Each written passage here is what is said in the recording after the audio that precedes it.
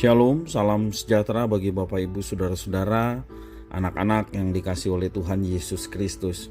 Berjumpa kembali bersama saya Pendeta Eka dalam renungan firman Tuhan pada hari ini, hari Sabtu 23 Juli 2022. Sukacita dan damai sejahtera dari Tuhan Yesus kiranya menyertai hidup kita sekalian yang pastinya mendatangkan kebahagiaan buat kita. Puji nama Tuhan. Sampai pada pembacaan firman Tuhan hari ini, Amsal yang ke-23. Kiranya firman Tuhan yang kita baca memberkati kita sekalian. Baik Bapak Ibu Saudara-saudara, sebelum kita merenungkan bagian firman Tuhan, khususnya dari beberapa ayat yang menjadi penekanan hari ini, kita akan berdoa bersama-sama. Tuhan Allah Bapa di surga, di dalam nama Tuhan Yesus, kami bersyukur atas kasih setia Tuhan yang nyata dalam hidup kami sampai pada hari ini. Dan biarlah apapun yang kami alami bersama dengan Tuhan menjadikan kami semakin mengenal pribadi Tuhan yang baik, yang luhur dan luar biasa dalam hidup kami. Sehingga kami mempersembahkan hidup kami untuk dapat melayani Tuhan. Karena itu kami membutuhkan firman Tuhan untuk kami menjalani kehidupan dengan kemenangan, karena firman itu yang membentengi, firman itu yang menerangi, sehingga jalan hidup kami tidak tersesat dan nama Tuhan dipermuliakan tak kala firman Tuhan digenapi. Terima kasih Bapa, inilah diri kami sedia untuk belajar firman Tuhan, serta Engkau yang menolong untuk kami dapat menerapkannya. Terima kasih Bapa, demi nama Tuhan Yesus kami berdoa. Haleluya, amin. Bapak Ibu Saudara-saudara, saya akan membacakan Amsal pasal 23 ayat yang ke-12 dan 16 yang menjadi fokus renungan firman Tuhan pada hari ini. Silakan Bapak Ibu membaca seluruh ayat dalam pasal 23. Amsal 23, 12-16. Demikian firman Tuhan. Arahkanlah perhatianmu kepada didikan dan telingamu kepada kata-kata pengetahuan. Jangan menolak didikan dari anakmu. Ia tidak akan mati kalau engkau memukulnya dengan rotan. Engkau memukulnya dengan rotan, tetapi engkau menyelamatkan nyawanya dari dunia orang mati. Hai anakku, jika hatimu bijak, hatimu juga bersuka cita. Jiwamu bersuka cita kalau bibirmu mengatakan yang jujur. Bapak Ibu Saudara-saudara yang dikasihi oleh Tuhan Yesus Kristus. Kalau kita melihat film kungfu Cina ya, yang syarat dengan yang namanya ilmu bela diri. Dalam ilmu bela diri kita sering mendapati adanya kesamaan cara bertarung, juga cara bersikap dari kelompok bela diri tertentu. Mengapa bisa begitu? Jawabannya sederhana. Karena mereka belajar dari guru yang sama, di mana seringkali ada nilai-nilai tertentu yang wajib dijalankan oleh setiap anggotanya. Demikian juga ketika di seminari ya, ada nilai-nilai tertentu yang diajarkan kepada mahasiswa seminari. Ya, lulusan seminari baptis misalnya, sering kita temukan kesamaan-kesamaan dalam pemahaman doktrin, pemahaman gaya pelayanan ya. Dan ternyata semua jawabannya sama, yakni karena mereka belajar dari guru yang sama di seminari, kecuali memang guru-guru yang sama itu sudah berbeda sehingga memunculkan pemahaman doktrin maupun gaya pelayanan yang berbeda. Nah Bapak Ibu Saudara-saudara yang dikasihi oleh Tuhan, hari ini firman Tuhan menasihatkan kepada kita agar kita mengarahkan perhatian pada didikan. Ya, nasihat ini dalam terjemahan bahasa Indonesia sehari-hari, khususnya di dalam ayat yang ke-12, firman Tuhan berkata, perhatikanlah ajaran gurumu dan belajarlah sebanyak mungkin.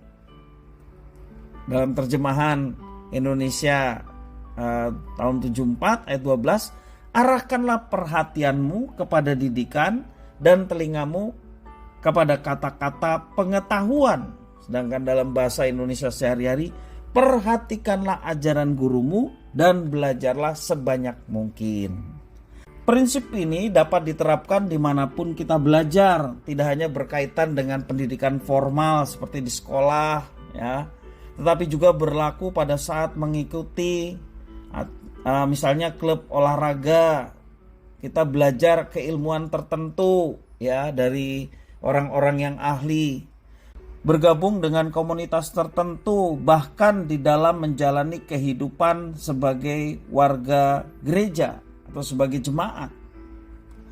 Bukankah di dalam gereja juga ada guru-guru atau pengajar kebenaran firman Tuhan, seperti pendeta, guru sekolah minggu, ada juga pembina-pembina KPW yang biasa mengajarkan firman Tuhan.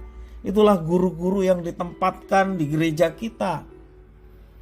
Pengajaran adalah sumbernya firman Tuhan, maka seperti yang diajarkan firman Tuhan hari ini, perhatikanlah ajaran gurumu dan belajarlah sebanyak mungkin. Bukankah ada banyak hal yang baik yang bisa kita serap dari orang-orang yang mengajarkan kita, juga dari pimpinan-pimpinan kita yang mengajarkan sesuatu yang baik karena bersumber dari Alkitab? Bapak Ibu Saudara-saudara yang dikasihi oleh Tuhan, mari kita senantiasa memperhatikan ajaran guru kita dan belajar sebanyak mungkin dari apa yang sudah disampaikan. Ketika keilmuan yang disampaikan adalah bersumber dari firman Tuhan, sudah menjadi kewajiban bagi kita orang-orang yang hidup taat kepada firman Tuhan untuk memperhatikan pengajaran tersebut. Dan saya meyakini bahwa didikan yang berpadu dengan pengetahuan akan menghasilkan pribadi yang berkualitas. Ya. Berkualitas, tentu saja kualitas yang baik, bahkan kualitas hidup yang unggul, bahkan di atas rata-rata. Seperti Sadrak, Mesak, Abednego, demikian juga Daniel ketika mereka dalam pembuangan karena didikan mereka adalah didikan berdasarkan firman Tuhan, maka menghasilkan kualitas hidup yang unggul, bahkan di atas rata-rata. Karena takut akan Tuhan, permulaan dari pengetahuan, permulaan dari kepandaian. Nah, orang-orang yang dididik di dalam pengetahuan firman Tuhan, kebenaran firman Tuhan, maka menghasilkan orang-orang yang unggul. Maka Bapak Ibu Saudara yang dikasihi Tuhan, ketika kita mendengarkan firman Tuhan, pasanglah telinga dengan baik, renungkanlah dan berdoalah supaya kita dapat menerapkan apa yang kita dapatkan dari firman Tuhan. Maka percayalah ketika Tuhan senang terhadap apa yang kita perbuat, karena yang kita perbuat adalah melakukan segenap apa yang diperintahkannya, maka kita memiliki kualitas hidup yang unggul. Kualitas hidup yang unggul ini boleh menjadi berkat bagi orang-orang di sekitar, bahkan kualitas kehidupan yang di atas rata-rata orang pada umumnya. Jangan justru kita ikut-ikutan keadaan orang di sekitar, tetapi justru kita yang bisa mempengaruhi orang yang ada di sekitar kita oleh karena didikan firman Tuhan yang kita terapkan dalam hidup kita setiap hari. Bapak Ibu Saudara-saudara, kalau di sekolah itu murid itu disebut peserta didik. Peserta didik menerima didikan dari gurunya. Guru mengarahkan mereka untuk menjadi manusia yang mandiri, menjadi manusia yang kreatif, juga manusia yang memiliki moral dalam kejujuran, juga manusia yang unggul. Itulah tugas guru, dan itu diterapkan dalam kehidupan di sekolah. Kalau ada guru yang mendidik paham radikal, maka juga akan menghasilkan murid yang berpaham radikal. Mengapa demikian? Karena saya masih ingat bagaimana guru saya mengajarkan diskriminasi, ya, ajaran-ajaran tertentu, kemudian menghasilkan teman-teman saya yang juga memiliki sikap diskriminasi. Itu yang terjadi. Saya pernah mengalaminya. Guru mendidik tata krama dan toleransi yang baik, itulah seharusnya guru di Indonesia. Dan itu harus diperjuangkan ketika kita masuk dalam dunia pendidikan secara formal. Dan tentu saja ketika kita mendidik dengan tata krama, toleransi yang baik, apalagi landasan firman Tuhan menjadi landasan tata krama dan toleransi, menghasilkan nilai-nilai tata krama, demikian juga toleransi yang baik dengan murid-murid yang diajarkan.